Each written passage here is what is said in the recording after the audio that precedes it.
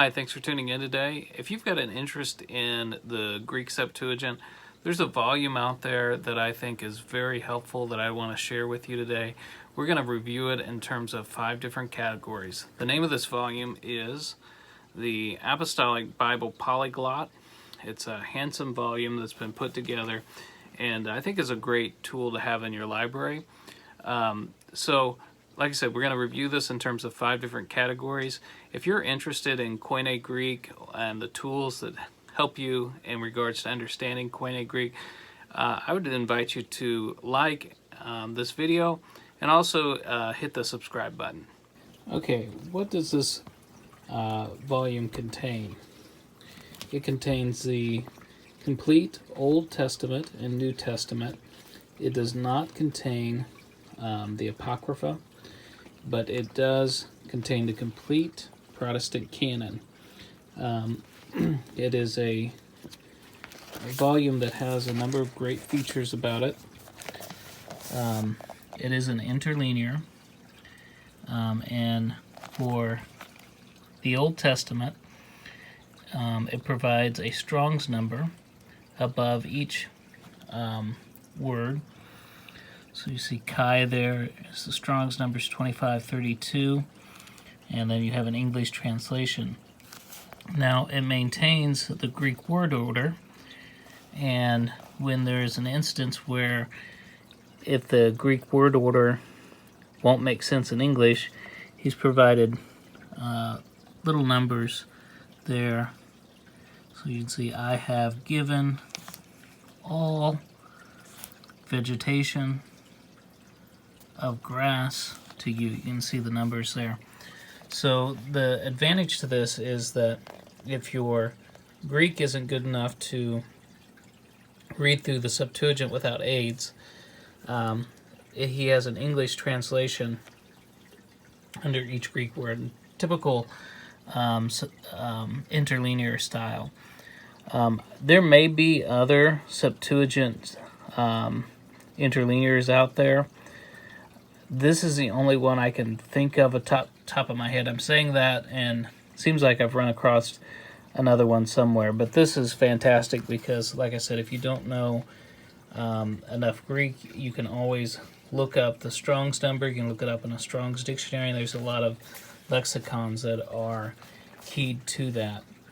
And so you have the same format in the New Testament, and the advantage to this is that when you find a quotation in the New Testament, you can very quickly locate its reference in the Old Testament there.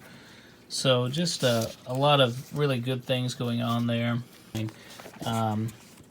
As far as the text itself, so I can tell you on the comparisons that I've done that the Bible in the New Testament portion primarily follows the Byzantine tradition. So texts that you are accustomed to seeing in the Textus Receptus are in this text. I looked at Acts 8:37 and 1 John 5:7, some of the common ones.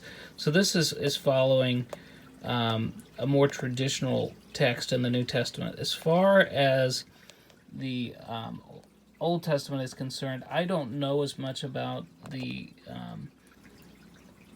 textual criticism of the Septuagint, but there's a number of sources that he's followed there, and so as far as the text itself, I can't tell you as much about the Old Testament text, but I can tell you in the New Testament it primarily follows a Byzantine text form. So moving on in terms of features, one of the things that this has is the English-Greek index toward the back of it. And what you can do is if you want to see, the underlying Greek word for a given English word, so take the word abyss here. You can look it up there. You can also find the Strong's number for that. And so that's a useful tool. But what I think is really great about this volume is past the Greek-English index. Okay, past the index is the lexical concordance of the Apostolic Bible. This is a tremendous tool. So, for example, you've seen in the New Testament certain words, certain Greek words, and you want to know, does the Septuagint ever use that particular word? Yeah, just a tremendous resource. I mean, it's a concordance that you can look at all these different references. You can take a word like angelos, and you can look at, like, say, Acts 5:19, and then you can go back into the Old Testament and look at all the different references that are in the Old Testament that reference angelos. So just a great tool. Okay, as far as the binding itself, this is appears to me to be a glued binding, not a sewn binding. That being said, it will pretty well open flat. So even in the book of Genesis, you can it will lie flat there, and even towards the end of the book, it will lie flat. So it's still like I said, even though it's not a sewn binding, or at least I can't discern that it's a sewn binding, it still will lie flat for you. Okay, I have set beside this volume the Nestle Aland text so that you can kind of compare. The font size on this volume is pretty small, so you either need good eyes or you will need to use sort of a magnifying glass on it. I really, personally, I don't have any trouble reading it at all. It's not something that you just want to sit down and just start reading all the time. It is a smaller text, and that's because of the interlinear format there. Still very readable, especially in the Greek. The Greek text is very dark. I will say on the Greek text that it does have accents, but it lacks breathing marks, if that's important to you. So overall, just for the nature of how much information is in this volume, you're going to have a small text. It's probably bigger than what you would see in most center column references, but not nearly as large as, like, say, the Greek text in the Nestle Aland. Just looking at the Nestle Aland here. So the footnote area of the Nestle Aland is fairly comparable to what you're going to find in this volume. Okay, so next we want to talk about paper quality. This is very reasonably thin Bible paper. That's what you would expect for the size volume that you've got here. This is, a big Bible, but it's not something that's, just so huge that you would feel awkward taking it to church or anything like that.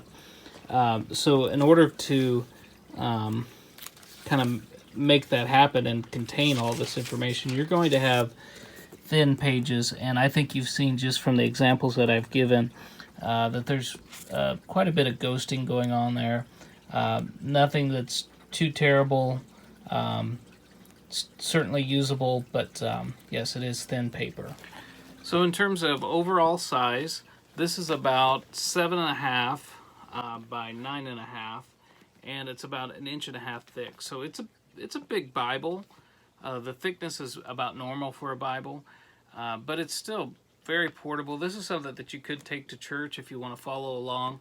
And just to kind of give you a comparison, this is the Biblia Graeca compared size-wise to this one. You can see the thickness difference. You can also see this Bible, while it's much taller and wider, the thickness makes it actually look like a Bible. It's balanced like a Bible. This is something, like I said, you take this to church and people are going to think you're carrying just a normal Bible. I mentioned to you it's got a couple nice ribbon markers there.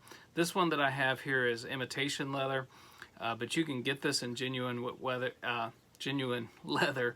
And like I said, great volume, so much information packed in this. I understand that it's an interlinear, and if you're learning biblical Greek, You don't want to have an interlinear just become a crutch, so that you're not really focused on learning the words, the Greek words themselves. However, the references that are in here, the way that you can look things up, its value for the Septuagint, I think this is a tremendous, tremendous thing to get.